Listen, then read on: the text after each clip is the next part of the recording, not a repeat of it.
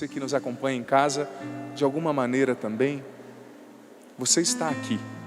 Porque a noção de espaço e de tempo, quando nós adentramos no território da religião, da crença em Deus, elas acabam ficando pequenas demais.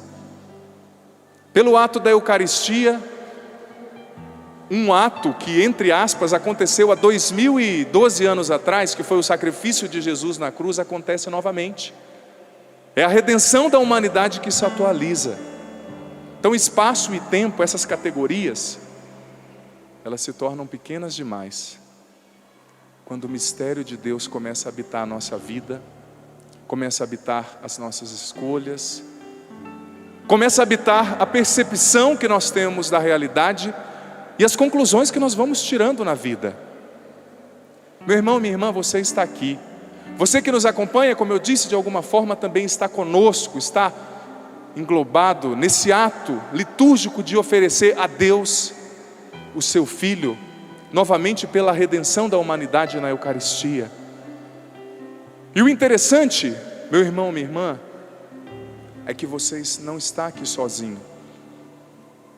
Você está aqui com tudo aquilo que compõe a sua história. Muitas vezes nós somos muito reducionistas, nós somos herdeiros da mentalidade cartesiana de René Descartes, aquele grande francês da época do racionalismo, que dividia tudo em partes para entender o todo.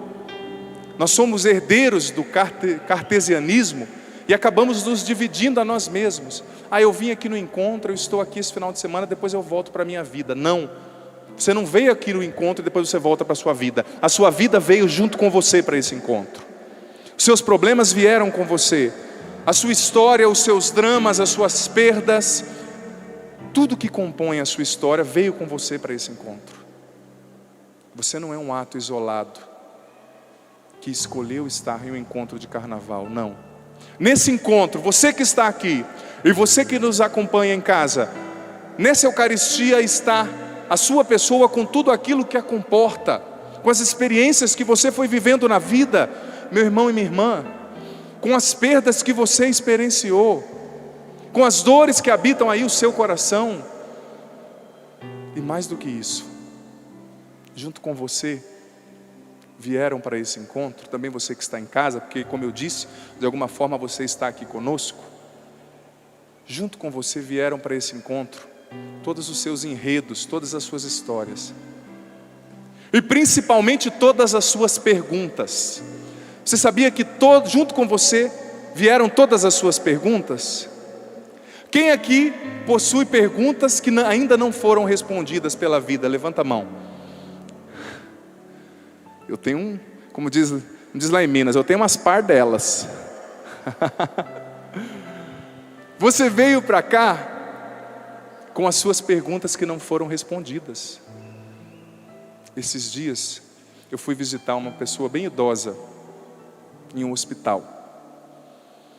Estava doente ali, internada há 18 dias. E eu fui para visitar essa pessoa. Só que eu percebi que do lado dessa pessoa tinha uma outra senhora. E porventura essa senhora acompanhava muito a Canção Nova, já tinha até me visto pregando pela TV, e com 1,94 m é difícil passar despercebido, né? Calçando apenas 45.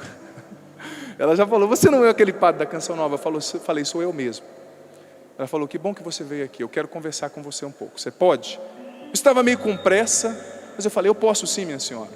Tirei um tempinho ali, fiz a equação do tempo que eu tinha e os compromissos que me esperavam, sintetizei o tempo, e aquela senhora me falou assim: padre, eu estou numa depressão profunda, e eu sei que o que me trouxe para essa cama não é nenhuma doença fisiológica, se bem que não dá para dividir, como eu mesmo disse, mas ela me disse: eu não estou aqui com nenhuma doença fisiológica, o que me trouxe para essa maca, para essa cama, é a tristeza. Eu estou nesse hospital por causa da tristeza, padre. Eu estou aqui porque a tristeza me deixou doente. É lógico, a tristeza, o desgosto com as suas consequências, com as suas vertentes ali psicossomáticas, não é?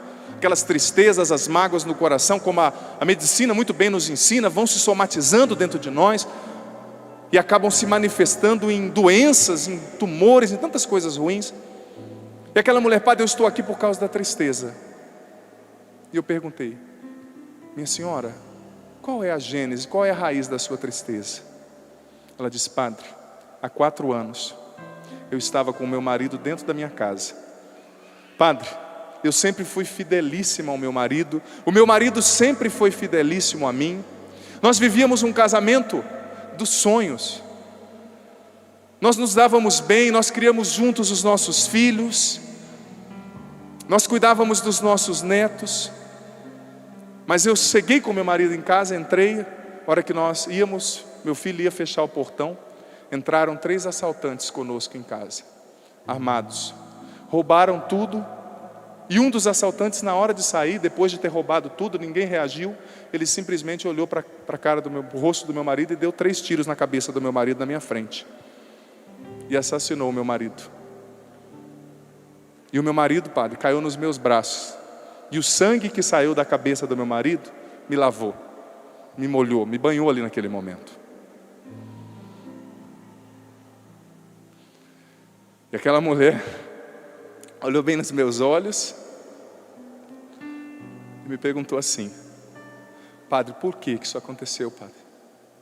A minha vida foi destruída ali, por que isso aconteceu? E eu confesso que eu perguntei para mim mesmo também. Eu não tinha essa resposta para dar para ela. Eu não tinha essa resposta para oferecer para aquela mulher naquele momento.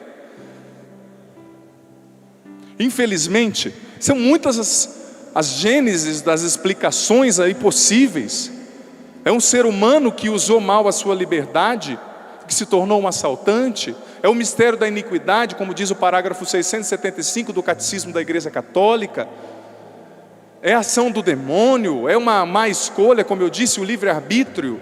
O mistério da liberdade mal utilizado pelos ladrões, pelos assaltantes. Quantas respostas teriam? Mas que resposta dessa responde à dor daquela mulher? Me diga. Qual dessas respostas responde à pergunta daquela mulher? Gente, e é difícil para mim como padre me sentir tão pequeno diante daquela mulher. Me sentir tão pequeno sabendo que eu fui ordenado, que eu sou sacerdote, que eu porto pelas minhas mãos a bênção do Deus que criou o céu e a terra. Que eu sou sacerdote, não mérito meu, mas pela graça que recebi da igreja. Eu me tornei ministro da bênção como sacerdote, mas eu não tinha resposta para dar para aquela mulher. Como eu disse, é uma fatalidade. E quantas fatalidades com as quais nós temos que conviver todos os dias, não é verdade? Quantas fatalidades nós não vemos nos jornais cotidianamente, meus irmãos e minhas irmãs? Quantas fatalidades, mais uma vez eu digo, existem inúmeros ensaios de resposta. É a ausência de educação no nosso país? É também. É a desigualdade social? É também. São muitas coisas. Mas nada respondia à dor daquela mulher. Nada respondia à dor daquela mulher. Eu abracei aquela mulher. Confesso que escaparam algumas lágrimas. Acabei chorando um pouco com ela.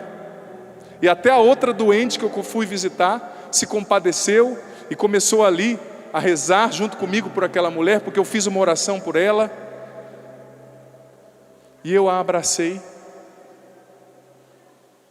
e fiz minha aquela pergunta dela. Eu trago comigo aquela pergunta. Eu confesso que nem sempre eu tenho a resposta. Mas meu irmão e minha irmã, por que o Padre Adriano está falando isso para você agora? Por que eu estou trazendo isso? Porque você ouviu a primeira leitura. O que nós ouvimos na primeira leitura, nessa segunda-feira de carnaval? Nós ouvimos o relato da criação da humanidade. No primeiro dia é um relato, esse é o relato sacerdotal. Existem 2 relatos no livro do Gênesis. Esse é o primeiro, é o relato sacerdotal de uma linha, uma corrente teológica da época, Priester Codex, que era chamado pelos estudiosos, é chamado. Mas por que o povo de Israel, gente, compilou, escreveu essa narrativa da criação do ser humano, da criação da humanidade? Por quê? Na primeira leitura, hoje nós só fomos até o 4º dia. Faça-se o céu, faça-se a terra, e assim sucessivamente. Nesses primeiros 4 dias, o autor sagrado foi falando que Deus estava criando os espaços, o céu e a terra, e foi dividindo a água de cima, a água de baixo, a água das nuvens, a água do mar, e foi dividindo os espaços, colocando ali as contraposições, as polaridades.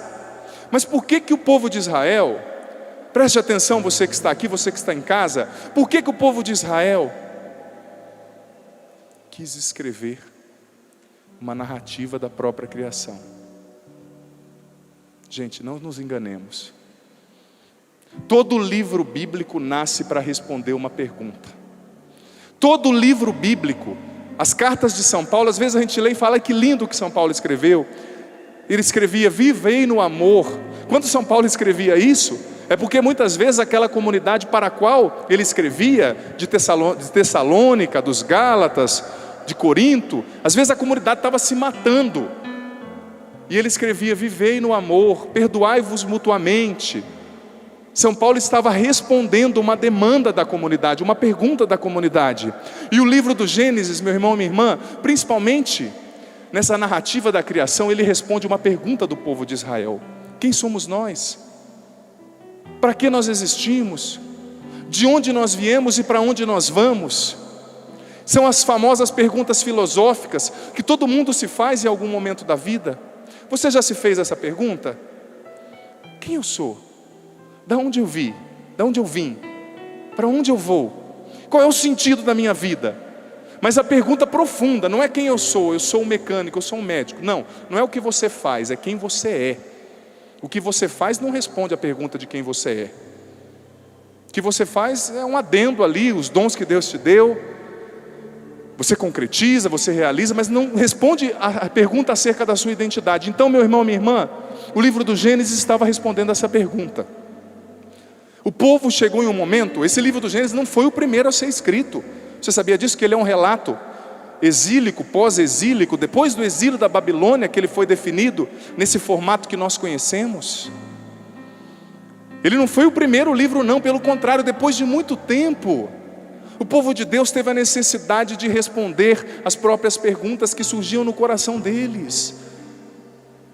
E qual foi a resposta para a pergunta desse povo, gente? Qual foi a resposta?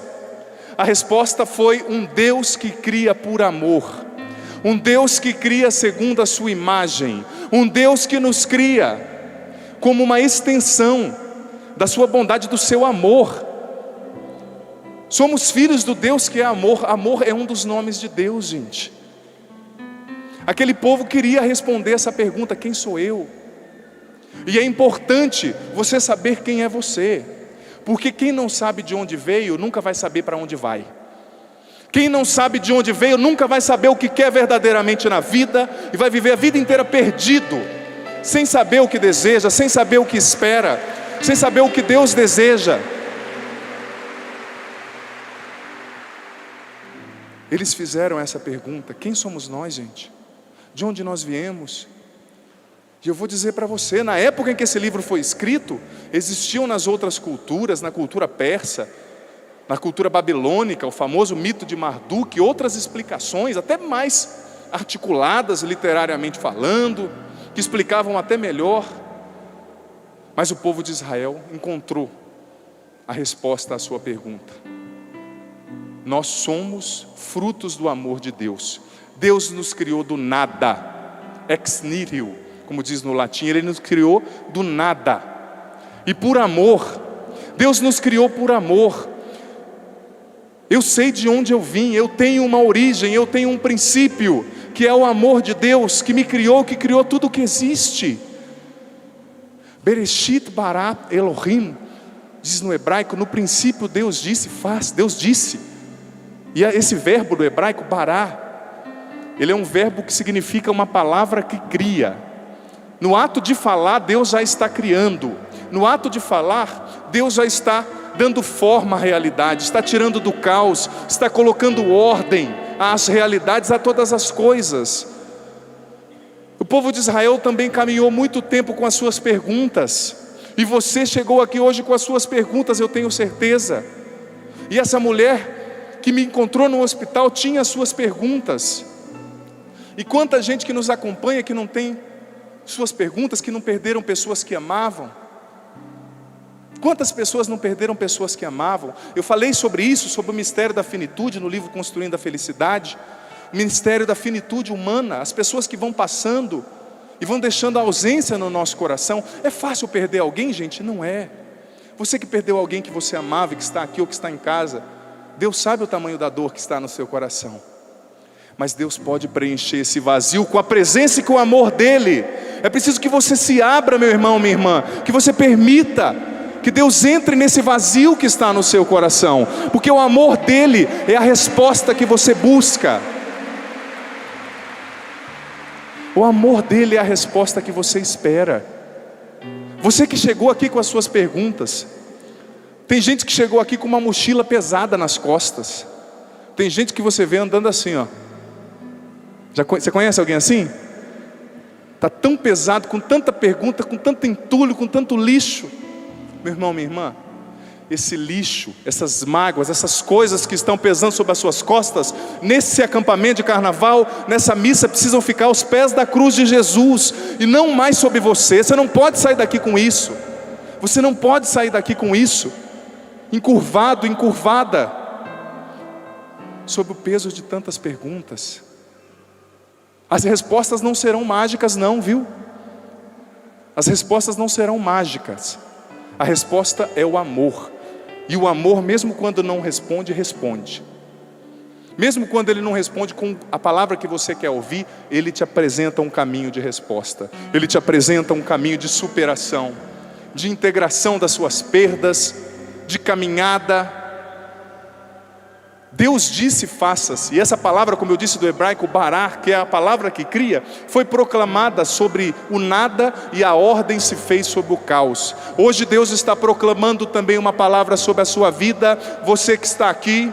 Hoje Deus está proclamando uma palavra sobre a sua vida, você que está em casa. Eu não sei a desordem que possa existir na sua vida, a desordem que possa existir no seu interior, mas hoje Deus está dizendo, barar, faça-se, e a palavra dele está investindo de ordem o seu caos. Se abra e tome posse dessa verdade, tome posse dessa realidade, meu irmão e minha irmã, porque Deus está fazendo isso na sua história. 1h30 mais ou menos antes de eu chegar aqui à missa, eu estava em casa, como eu ainda sou da geração Y, né? Nasci em 82, ainda estou no limite, posso me dizer que eu sou um jovem, tenho 30 anos, eu estava em casa, estava acessando a internet, estava no Twitter, nas redes sociais. A hora que eu estava vindo para cá, uma mulher me mandou o seguinte Twitter, uma mulher aparentemente nova: padre, eu só penso em suicídio, o que eu faço? A mulher me mandou essa seguinte pergunta: o que isso revela? Eu tentei responder, ainda que de maneira rápida, porque o padre estava com pressa. Isso revela, gente, que dentro do interior dessa pessoa não existe mais sentido. Na vida dela não existe mais sentido. Tanto que para ela não faz mais diferença viver ou não viver. Tanto que as escolhas que ela faz na vida não tem mais relevância. Ela não sonha mais, ela não espera mais nada para o futuro. Por quê? Porque o interior dela está um caos, está uma bagunça. Pode ser, meu filho, minha filha, que o seu interior hoje esteja uma bagunça. Pode ser que as suas emoções estejam uma bagunça. Pode ser que os seus afetos estejam uma concreta bagunça. Sua vida, seu casamento, seu trabalho. Mas Deus hoje está dizendo essa palavra que ordena todas as coisas, que ordena o caos sobre a sua vida. E Ele quer entrar na sua história, meu irmão, minha irmã. Você chegou aqui com as suas perguntas, com seus pesos, com as suas dores, com os seus caos, o seu caos. A palavra caos quer dizer desordem. Você chegou aqui, pode ser que dentro de você esteja tudo bagunçado, você até viva aqui o momento, a hora que pedem para você erguer o braço, você ergue, a hora que pedem para você rezar, você reza, mas pode ser que dentro de você ainda se encontre um nó emocional, muitos nós emocionais, se encontrem nós afetivos. Você que saiu de um relacionamento há pouco tempo, que foi usado, que foi usada, você que se acostumou a ser usado. Tem gente que se acostuma com migalha, gente. Tem gente que se acostuma a mendigar amor, mendigar atenção. e se sujeita a cada coisa. Quantas mulheres que eu conheço que se sujeitam a cada coisa. Esses dias eu atendi uma mulher que apanhava do marido, e quase matando a mulher, o marido estava. Não, padre, mas eu não quero ficar sozinha. Então tudo bem, minha filha, pula da ponte de uma vez e morre. Ou você vai esperar esse cara te matar? Será que você não percebeu que você precisa se valorizar? Gente, as pessoas só nos valorizam quando nós aprendemos a nos valorizar, porque as pessoas repercutem externamente o que está dentro de nós. Se você não aprender a se valorizar, ninguém vai valorizar você, meu irmão. Se você não colocar limites, ninguém vai te respeitar nos limites que são necessários à sua existência, à sua vida. Ai, padre, ninguém me respeita. Geralmente as pessoas não respeitam quem não se respeita, porque quem se respeita coloca o limite necessário.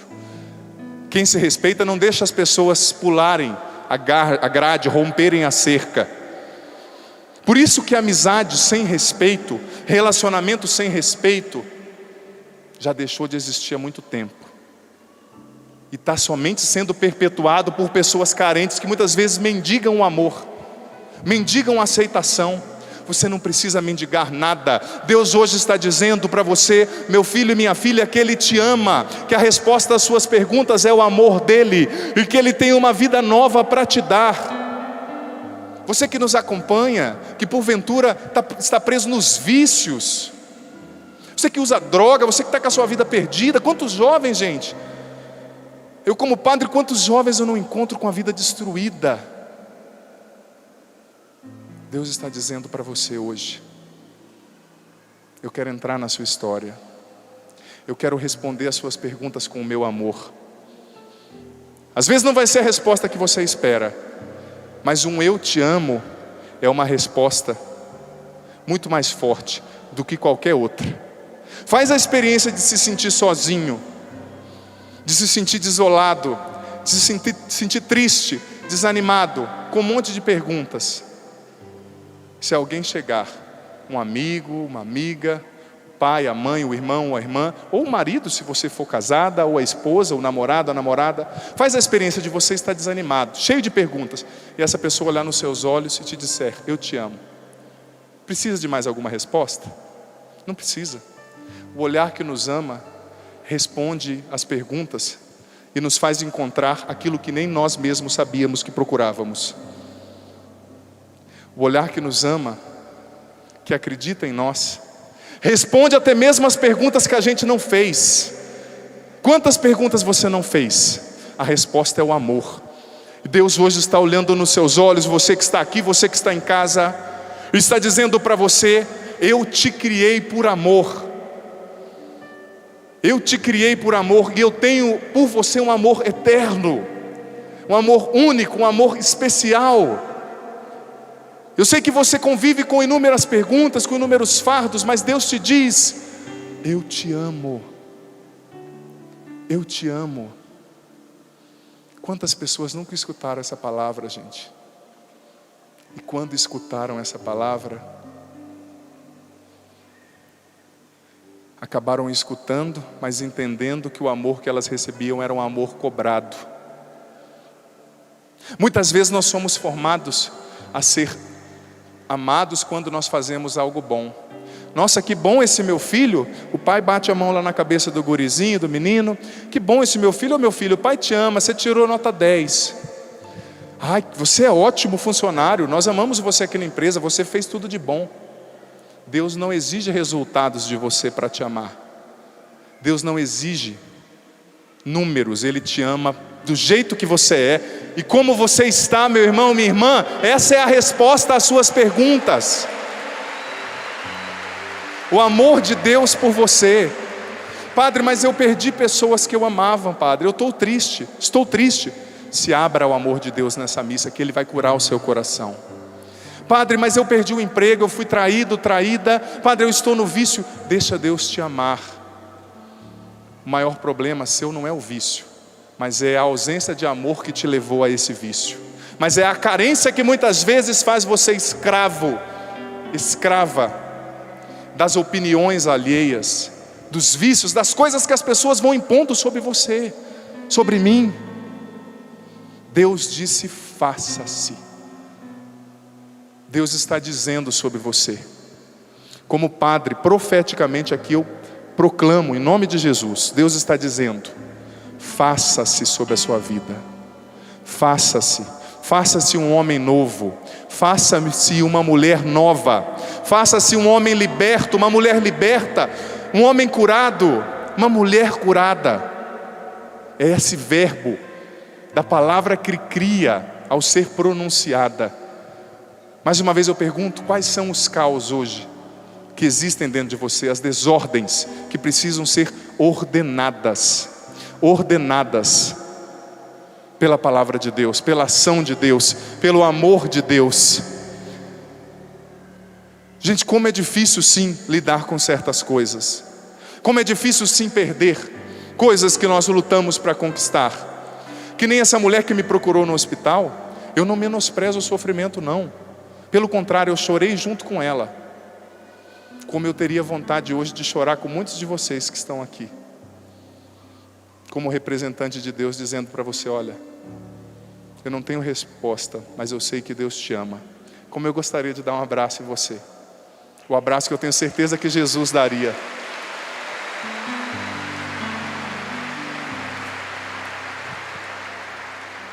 E foi isso que eu pude oferecer aquela mulher, aquele dia no hospital. E quero dizer a essa moça que me mandou o Twitter antes aqui da missa: se você estiver assistindo, minha filha, saiba que Deus não desistiu de você não. E Ele tem uma vida nova para te dar. Abra o seu coração, abra a sua vida para Ele. E porventura você que hoje esteja desistindo de você mesmo, ou você que vive uma vida sem sentido. Já que eu estou falando de pergunta, eu vou fazer uma pergunta para você. Qual é a meta da sua vida? Qual é a meta? Tem tanta gente que fala, você pergunta: qual é a meta da sua vida? Ai padre, a meta da minha vida é passar em um bom concurso e ganhar um bom salário. É lógico que você precisa trabalhar, não estou dizendo que não. Você precisa de lazer.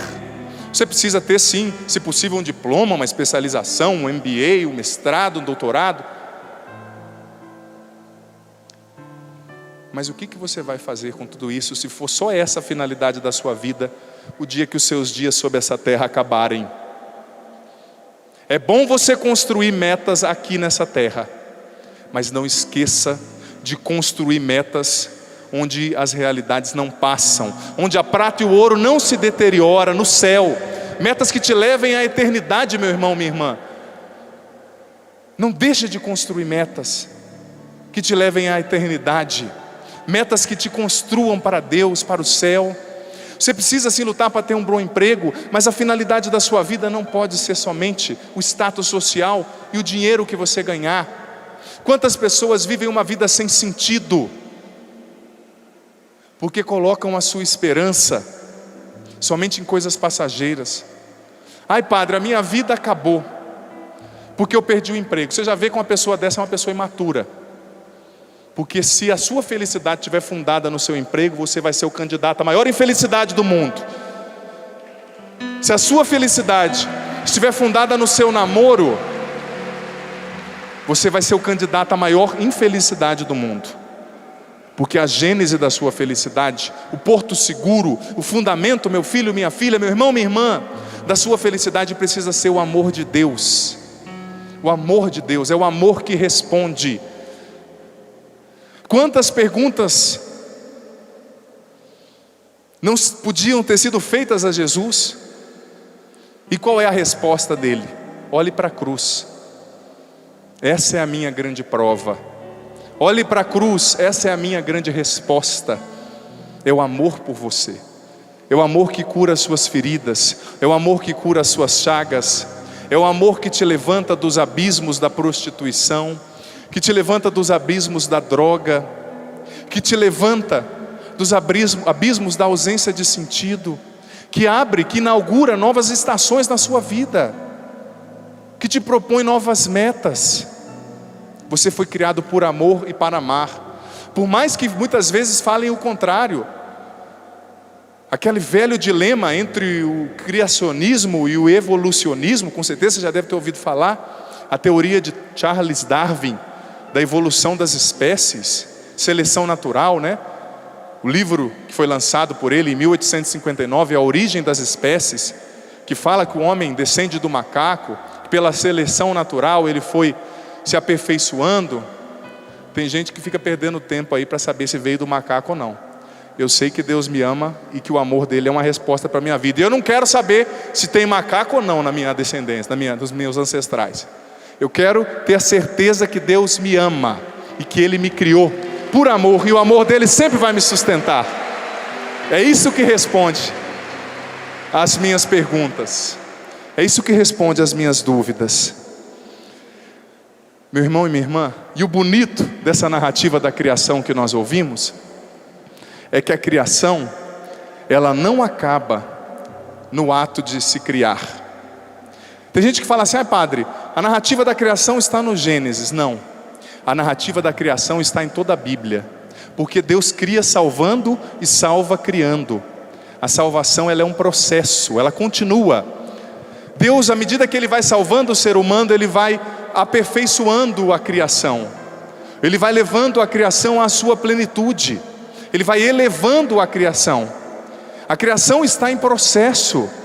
Foi inaugurada ali no Gênesis, mas no Gênesis, o tempo do Gênesis, gente, não é um tempo histórico, cronológico, não. É um tempo eterno, é a criação que continua. E a resposta que o Gênesis oferece sobre a origem do ser humano, a resposta à pergunta que o povo de Israel fazia: quem somos nós? De onde viemos? Para onde vamos? Não é uma resposta de origem científica, de cunho científico, aliás, de cunho experimental. Nós nos acostumamos a ter respostas somente lógicas. O que é a verdade, padre? A verdade é aquilo que se pode provar. Meu irmão, minha irmã, nós ocidentais acabamos esvaziando demais o conceito de verdade. Porque a narrativa da Bíblia, por exemplo, é uma narrativa metafórica. Mas quanta verdade, quantas intuições de fundo verdadeiras ao extremo que a Bíblia nos revela. Mas muitas vezes o que nos traz são as nossas perguntas.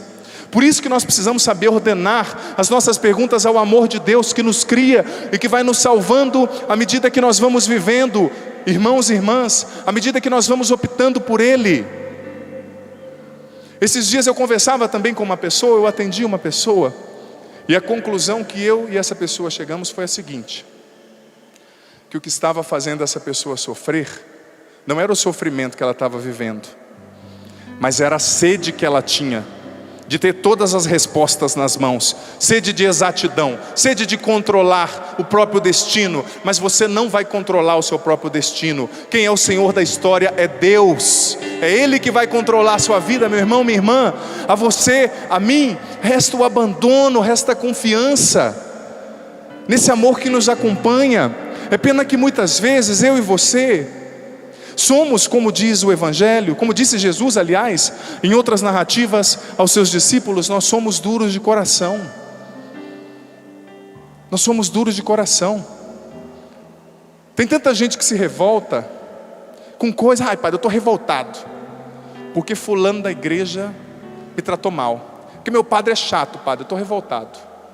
Essa pessoa não entendeu o que é ser cristão ainda. Se a sua fé estiver no seu padre, meu irmão, você é a pessoa mais digna de dó. A sua fé precisa estar em Jesus Cristo. É Ele que te escolheu. Não é no padre, não é no pastor. Padre, eu estou revoltado, padre, aconteceu tal coisa. Meu irmão, minha irmã, você precisa ter o seu coração centrado, aliás, no Deus que te ama e que te chama pelo nome. O resto nada vai te revoltar e escandalizar. Quando Deus for de fato o motor que move as suas escolhas, como dizia Aristóteles, que cuida da sua história, nada vai te revoltar. Ai, padre, eu revoltei. Fulano que era da igreja morreu. Mas ele era imortal por acaso? Ele era um anjo? Quem que era? É o Batman, né? O Batman mata ele volta toda vez, né? Tem outros super-heróis aí, não é? Ele era uma encarnação do Batman aqui no Brasil? Estou revoltado, padre. Você não acredita, padre. Fulano morreu, fulano ficou doente. É lógico que fulano vai morrer e que você um dia vai morrer também, sabia, viu? Falei isso aqui outra vez, eu vou pedir mais uma vez. Olha para quem está do seu lado e dá essa feliz notícia para ele. Ó, você vai morrer qualquer dia desse, hein? Dá uma sacudida nessa pessoa aí, se ela tiver meio...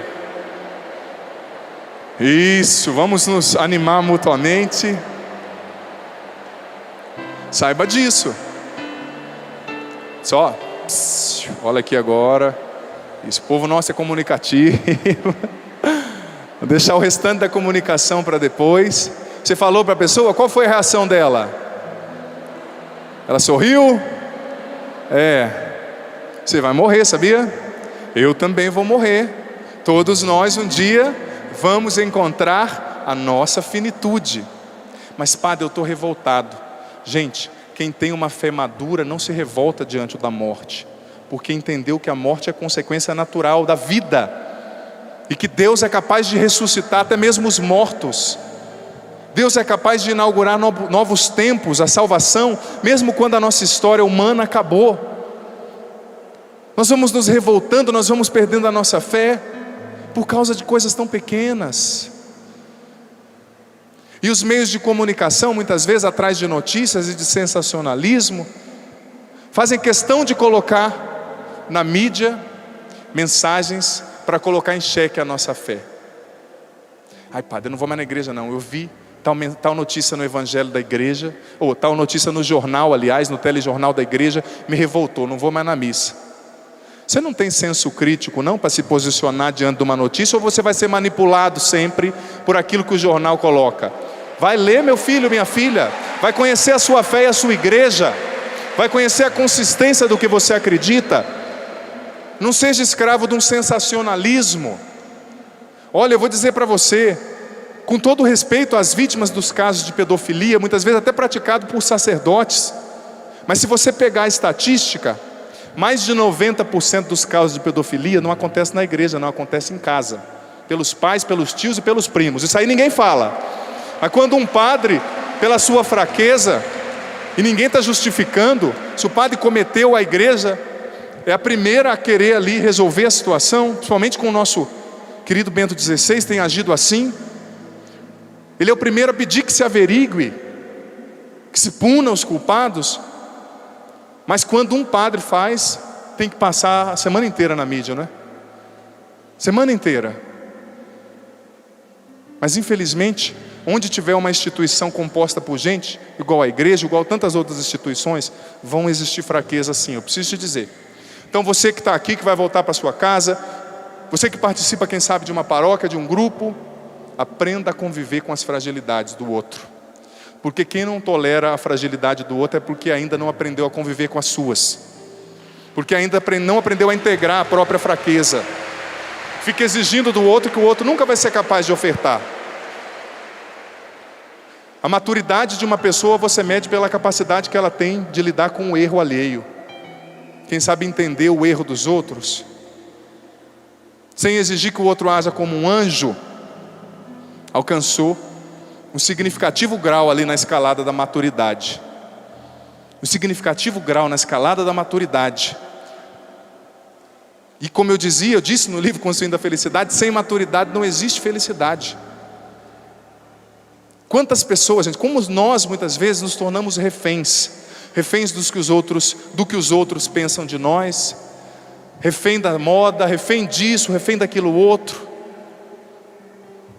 Mas é preciso permitir que esse amor de Deus que nos criou, e que continua nos criando pela salvação que Ele realiza na história através dos sacramentos da igreja, continue dando sentido à nossa vida, curando as nossas ausências, preenchendo os nossos vazios.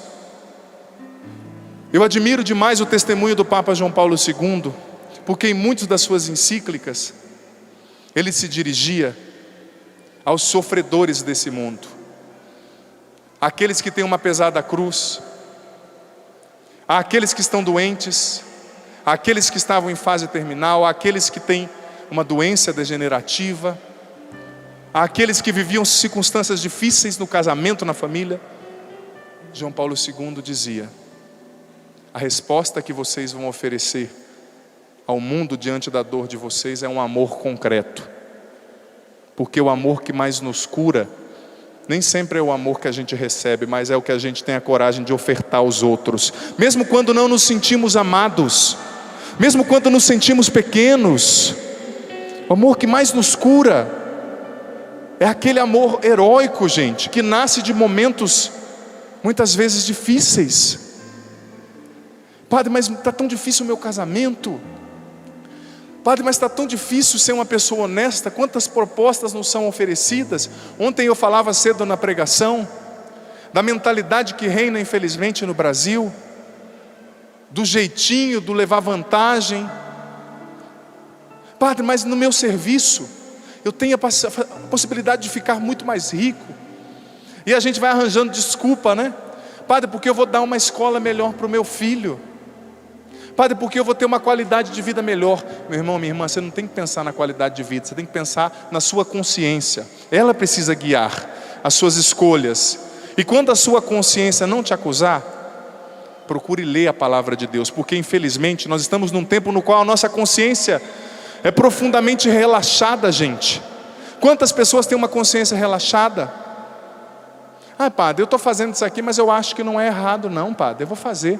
Meu irmão, minha irmã, o que é certo é o que está na palavra de Deus, na tradição da igreja, não o que eu e você achamos. Nós achamos que nós vamos nos determinar, nós achamos que nós vamos definir os cursos da nossa história. Ai, padre, eu não acho que isso é errado. A igreja fala, em primeiro lugar, a igreja não fala nada que não esteja na Bíblia, viu? A fonte do direito da igreja, do direito canônico, é a Sagrada Escritura, o direito revelado. A fonte daquilo que a gente crê é a revelação em Cristo, que sim, se cessou, acabou, vamos dizer assim, com a morte do último apóstolo, mas o jeito de se entender essa revelação continua crescendo, continua adquirindo novas cores, novos significados ao longo da história. É isso que precisa nortear as nossas escolhas. Mas nós estamos na sociedade que sempre apregoa, não é? A centralidade do indivíduo. Ai, padre, eu faço o que eu quiser, eu escolho o que eu quiser. É quem faz o que quer, colhe os frutos que não quer depois.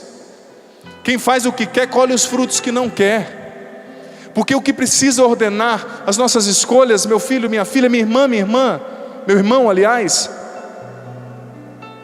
são as direções desse amor de Deus que nos criou do nada e que está dizendo hoje para nós, na nossa vida, nos nossos caos: faça-se, faça-se, faça sentir, faça sentir. Como ele disse, faça-se a luz, hoje ele está fazendo. Faça-se a ordem na sua desordem. Faça-se um caminho novo nessa estrada na qual você não contempla mais saída, você não contempla mais portas pelas quais você pode passar. Não se esqueça disso. O amor é a resposta a todas as suas perguntas. O amor de Deus e o amor que você ofertar a partir desse amor de Deus a outras pessoas. Você perdeu alguém? Saiba, Deus te ama e esse amor vai te dar força para recomeçar. Veja com maturidade essa perda, veja com maturidade essa dor. As pessoas passam, mas Deus não passa. Deus permanece sempre no coração daqueles que lhe amam e que permitem que esse amor finque suas raízes no solo de suas vidas e de suas histórias. Vamos ficar em pé? Isso.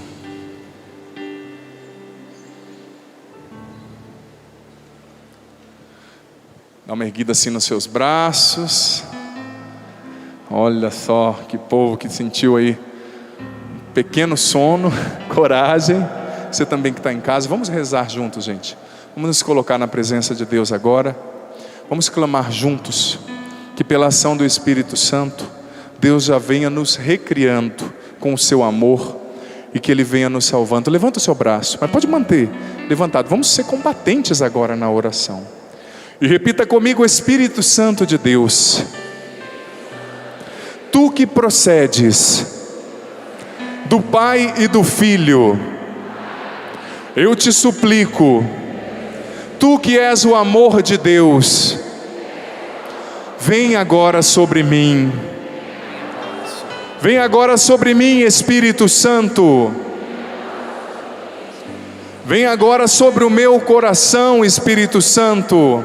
Vem agora sobre o meu coração, Espírito Santo. Tu que és o amor, Tu que és o amor, que vem do Pai e do Filho. que vem do Pai e do Filho. Pode ser mais forte. Tu que és o amor, que vem do Pai e do Filho. Vem agora sobre mim, Espírito Santo de Deus. Espírito Santo de Deus. Quantas desordens, quantas confusões, Quantas confusões, quantos medos, quantos medos, quantos desamores quantos desamores existem no meu coração. Vem, Espírito Santo, Espírito Santo, ordenar todas as coisas dentro de mim agora. todas as coisas dentro de mim agora. Eu preciso de Ti, Espírito Eu Santo. preciso de Ti, Espírito Santo. Eu preciso do Teu poder. Eu preciso do Teu poder. Eu preciso da Tua unção. Eu preciso da Tua paz. Vem, Espírito Santo. Vem, Espírito Santo. Venha sobre as minhas perguntas. Vem sobre as minhas perguntas. Venha preencher as minhas ausências Venha preencher as minhas ausências com o amor do Pai. com amor. Vem, Espírito Santo. Liberta-me de todas as desculpas Liberta-me de todas as pessoas que muitas vezes eu vou criando para não mudar o meu coração, para não me converter profundamente. Vem, Espírito Santo, sopra sobre mim, sopra sobre as minhas emoções e reina, Espírito de Deus, Espírito de Deus. sobre tudo aquilo que é causa em mim. Reina, Espírito de Deus, Reina, Espírito de Deus. sobre todas as minhas desordens. Sobre todas as minhas desordens. Quantos medos Quantos medos. eu ainda alimento no meu coração. Ainda alimento no meu coração. Cura as raízes dos meus medos. Cura as raízes dos meus medos. Me liberta de todo o ciúme. Me liberta de todo o ciúme. Me liberta de toda a inveja.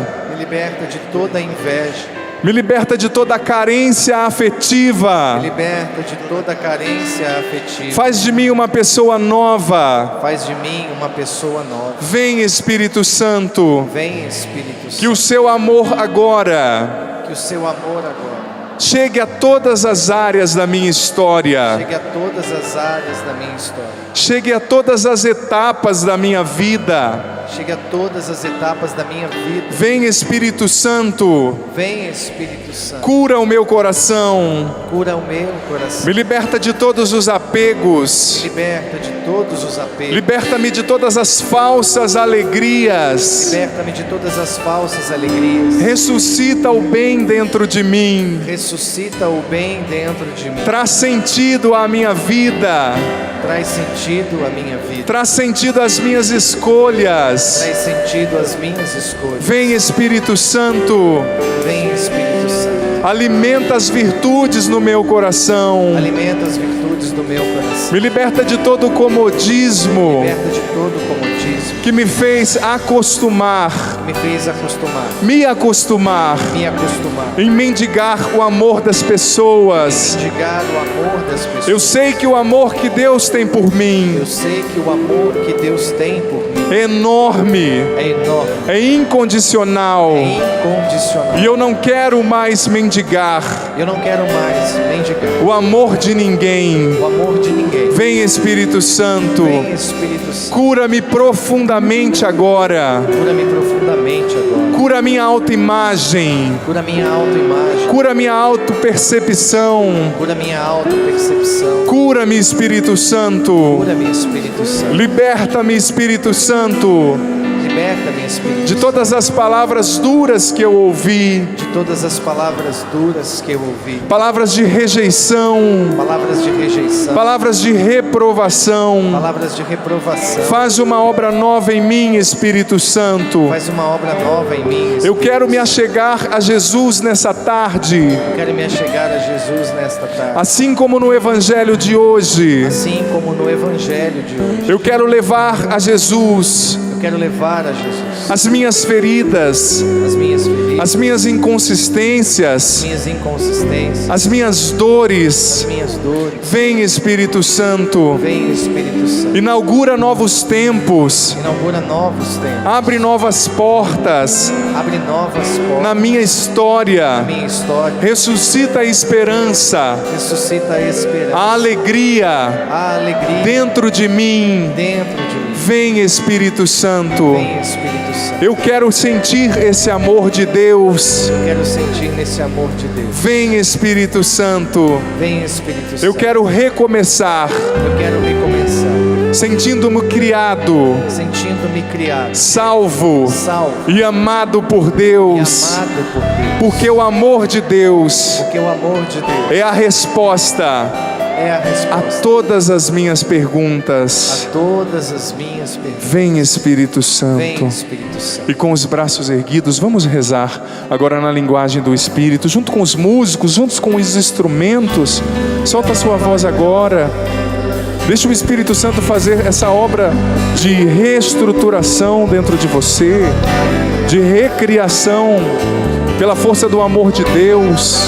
Meu irmão, minha irmã, nós ouvimos a palavra de Deus que criou pelo ato de ser proclamada. A palavra aqui foi proclamada sobre você que está aqui, sobre você que está em casa. Mas solta a sua voz mesmo, coloca força, coloca intensidade na sua oração. Você que está aqui na Assembleia, você que está em casa, solta a sua voz com os músicos. Deixa o Espírito Santo trabalhar em você. Deixa o Espírito Santo curar o seu coração, preencher as ausências. Vá rezando, mas levanta os seus braços e reza. Deixa Deus responder com o amor dele as suas perguntas.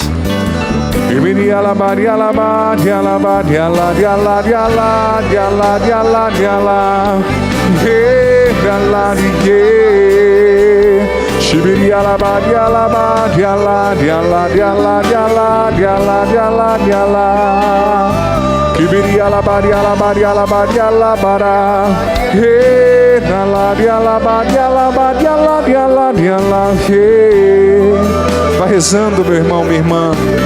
Vai rezando, não tenha medo. Vai soltando a sua voz. Levanta os seus braços. Vamos ser guerreiros na oração. Não tenha medo. Deus quer agir num povo bem disposto. Seja bem disposto, bem disposta agora, para deixar o Espírito te recriar pela força do amor de Deus.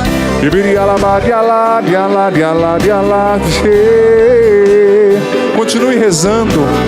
Eu sinto que o Espírito Santo está agora ressuscitando a esperança no coração de muitas pessoas. Continue rezando.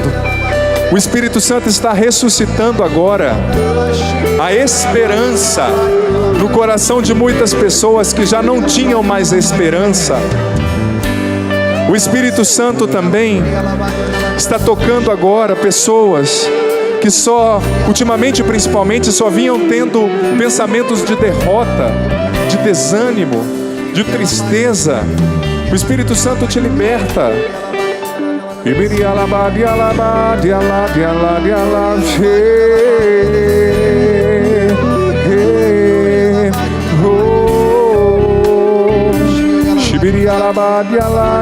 Vem, Espírito Santo, dá-nos o entendimento de tudo o que aqui ouvimos.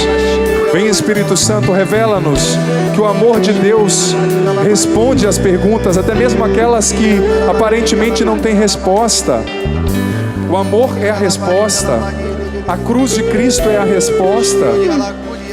O infinito amor responde, cura-nos da revolta, da ausência. Vai rezando.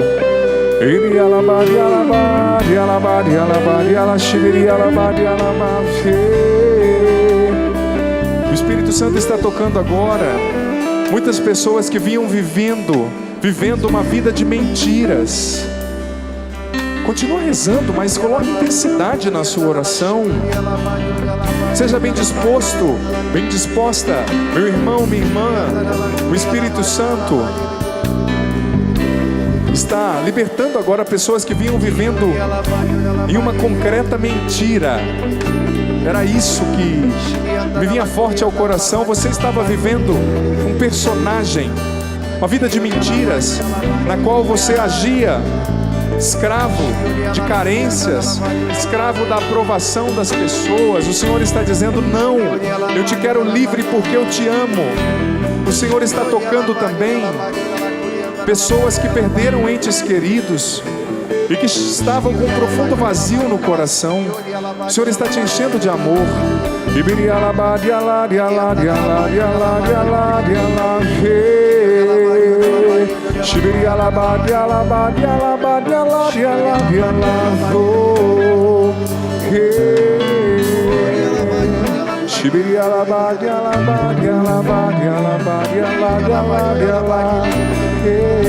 O Senhor liberta pessoas que eram escravas do medo, pessoas que estavam escravizadas pelo medo, pela insegurança. O Senhor te liberta.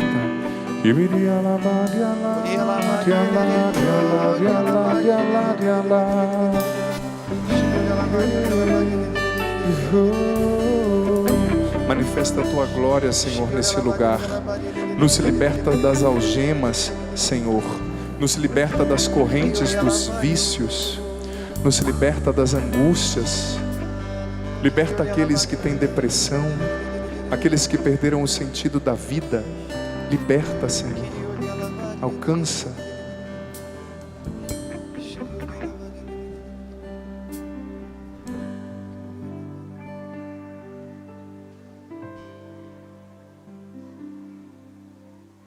Vem, Espírito Santo.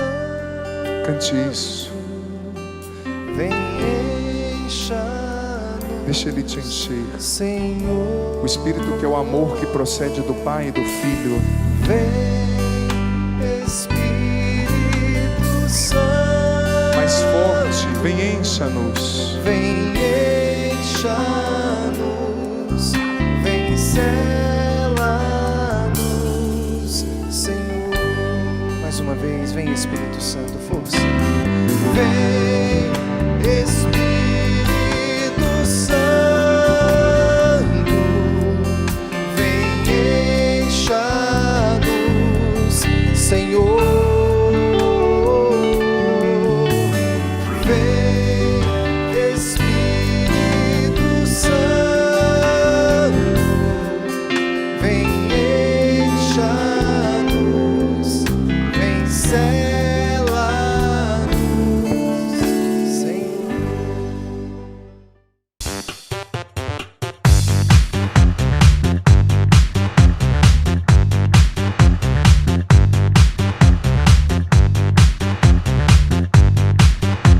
cançãonovaplay.com. Assine já!